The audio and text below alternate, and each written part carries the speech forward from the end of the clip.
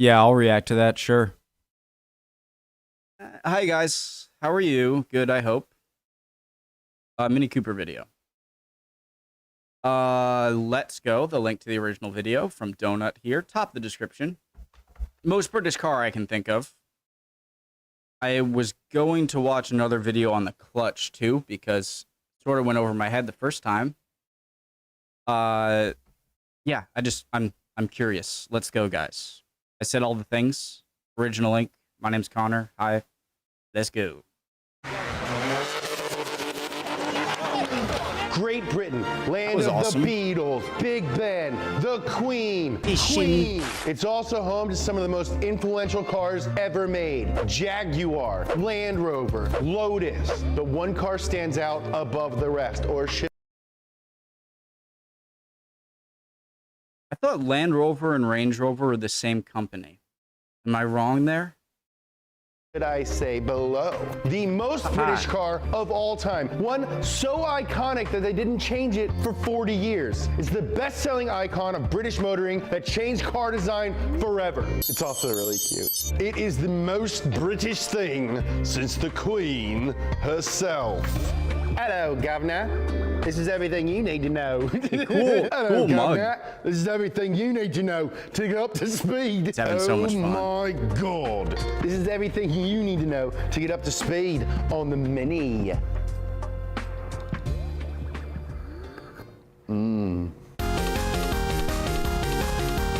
The Mini was built to answer a Curious if any of you have had or have a Mini, by the way.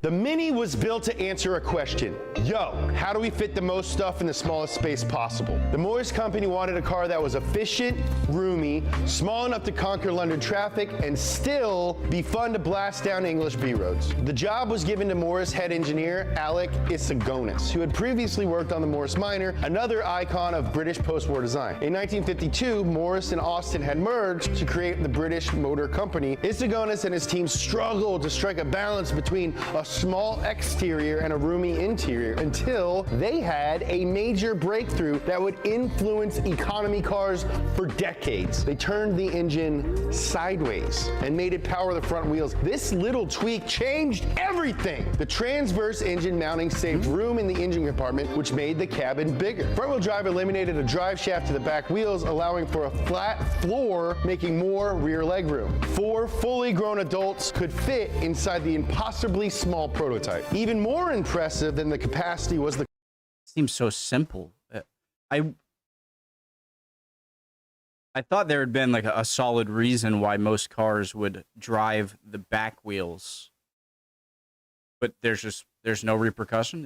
It was that easy. Turn it sideways. The car inside the impossibly small prototype. Even more impressive than the capacity was the car's maneuverability. The wheels were very close to each corner of the car, which blessed it with incredibly nimble handling. Isagonis was so committed to nailing the driving feel that Morris converted an airfield into a test track just so they could fine-tune the handling. Basically, they had the Top Gear test track a couple of years before James May was born.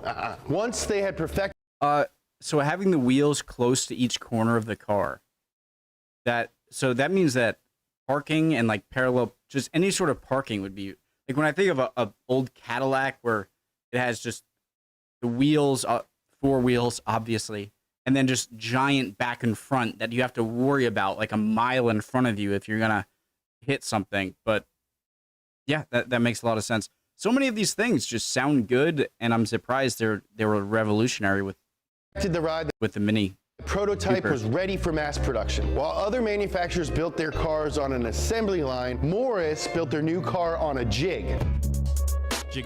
Welding every piece of bodywork together piece by piece. The process was slow and meticulous, but it ensured quality fitment all the time. This commitment to precision in Minis would soon become one of the brand's defining factors. The Mini debuted as the Morris Mini Minor and Austin 7 in 1959, and people went batshit over it. Whoa! That sounds so familiar. That droppings. Ace Ventura: When Nature Calls, my favorite movie when I was a kid. Maybe my favorite movie ever. All right. The small stature made it perfect for city driving, and driving it was fun. BMC was satisfied with the public's perception of the Mini as the practical family four-seater, but they wanted the little rascal to be something more. Like when my dad told me I could be so much more if I just applied myself instead of just doing the bare minimum like I always do. Well, guess who's on internet now, Dad?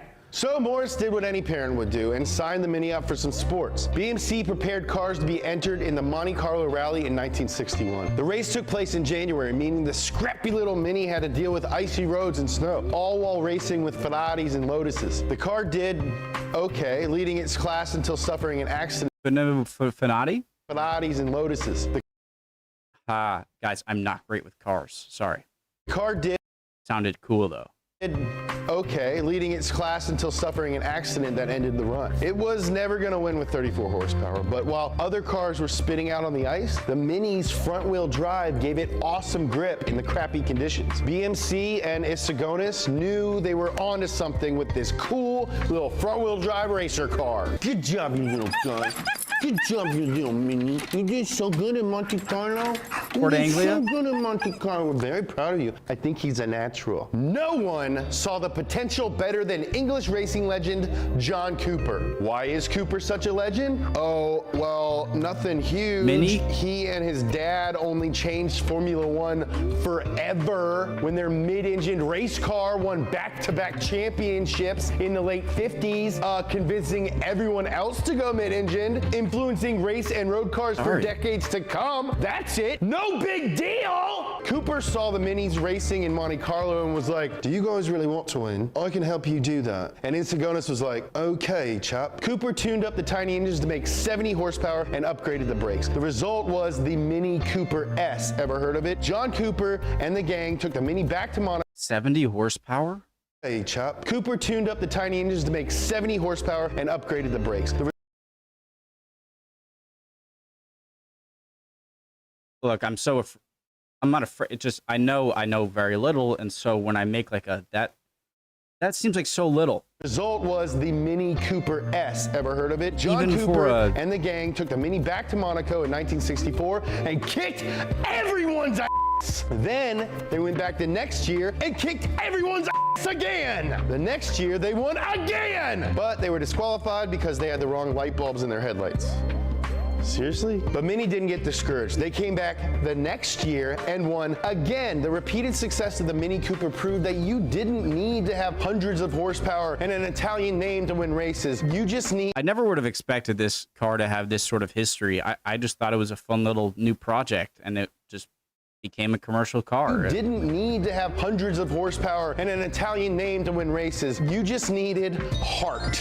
So many people were inspired by the Mini's rally outings that they began to race Minis on their own, both in Mini class leagues and against other sports cars. The go-kart-like handling made it a force to be reckoned with on road courses. Here's the crazy thing about Minis. They were made for over 40 years with like 1 million engine options and little changes here and there to make them safer, but the look hardly changed at all. To the untrained eye, the classic Mini that rolled off the assembly line in 2000 would be nearly indistinguishable from one made in the early 60s. That's how much people love the Mini. If it isn't broke, don't fix it. Make little changes. You don't need to reinvent the wheel. But this doesn't mean there wasn't some experimentation with the Mini formula. God knows we've all experimented. Hey, Chris. 1960 saw the introduction of the minivan, not the minivan, but the mini van, which was like any other panel van of the era, but mini. That same year, there was an estate, which is British for station wagon. The estate even had wood trim, giving it the nickname Woody.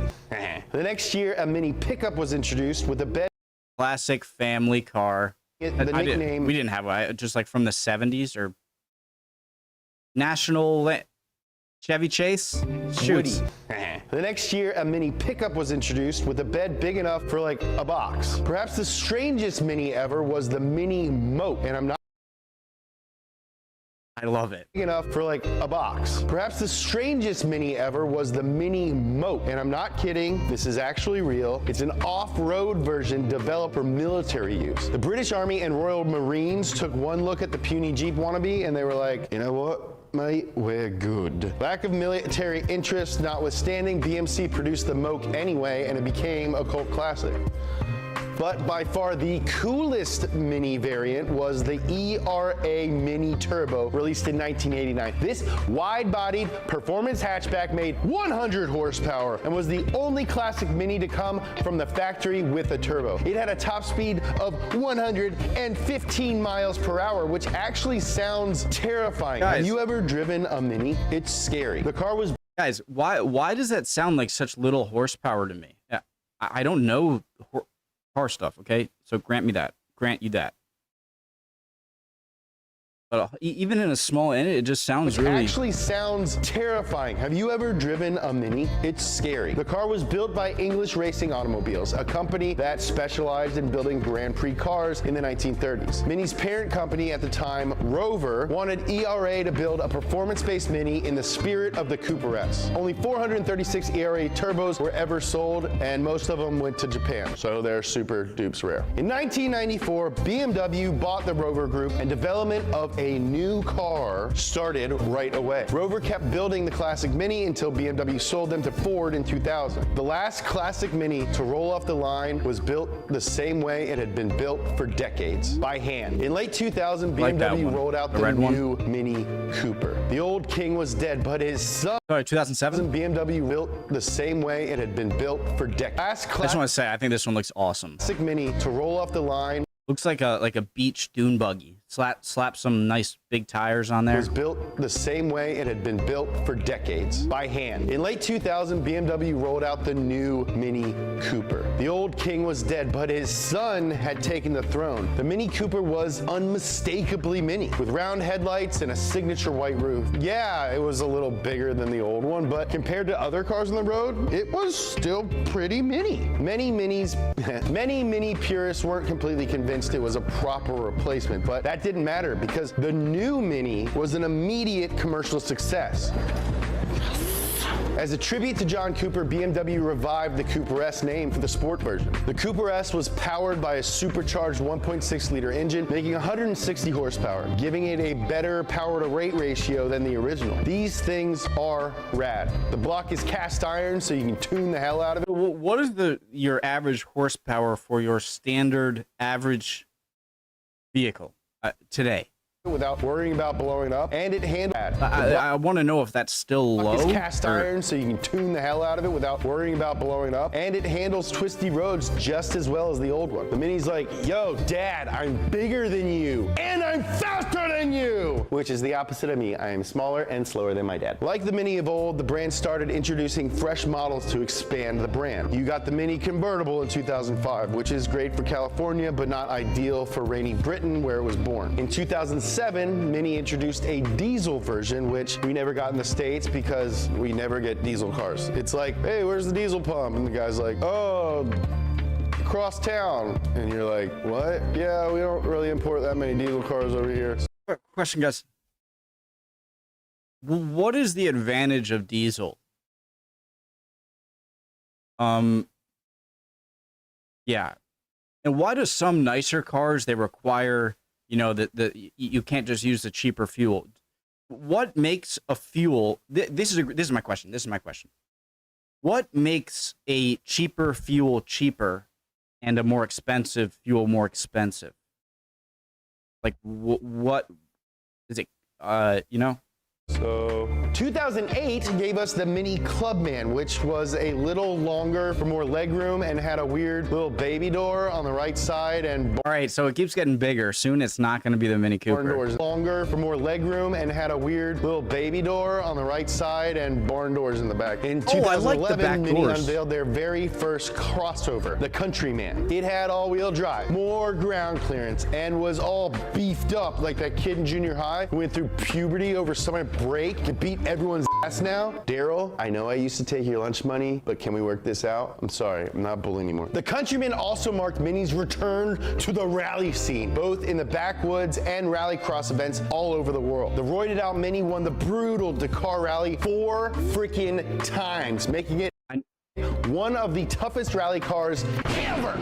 The variation in I need to watch another rally video. Those are super cool, fun. the Mini lineup established one of the toughest rally cars ever.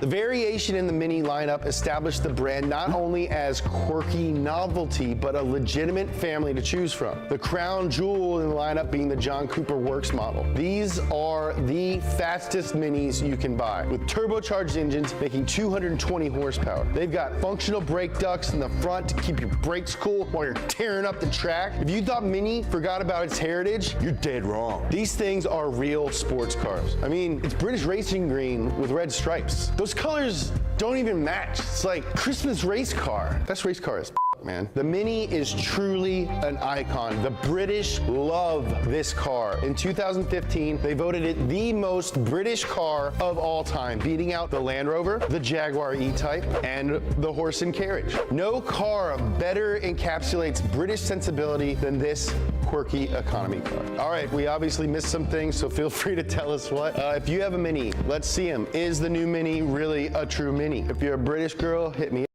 up. Why don't any... Yeah, I am super curious to see if any of you guys have or have had one, Girls owned one. ever- Is it reliable? Good? Nice? I mean, it's rally, it has to be. Message us. It's all guys. If you're British, how often do you say pip pip? Say what's up to the Queen for me.